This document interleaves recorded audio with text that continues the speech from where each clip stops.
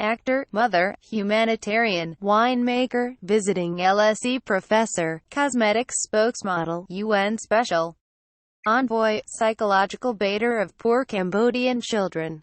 If you are one of those people convinced there is simply no epithet that could threaten the apotheosis of clearly batshit multi-hyphenate Angelina Jolie, you are directed toward her current Vanity Fair cover story, in which she explains how she came to cast the child lead in First They Killed My Father, the film she has directed and shot in Cambodia, and which is described as a thank you to the country that transformed her.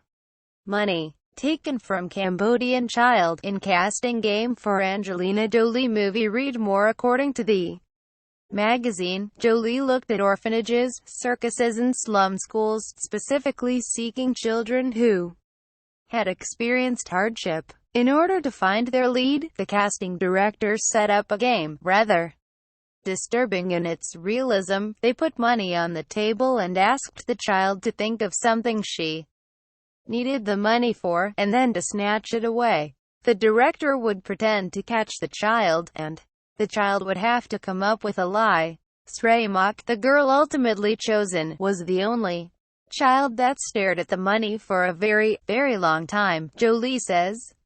When she was forced to give it back, she became overwhelmed with emotion.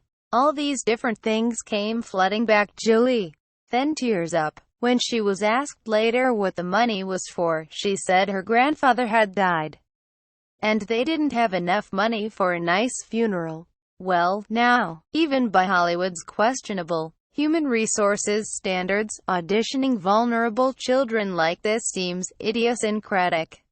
Opting to tell Vanity Fair about it even more so. Then again, and let me put this in as neutral a way as possible, if there was a provisional wing of Hollywood crazies, Angelina would sit on its army council.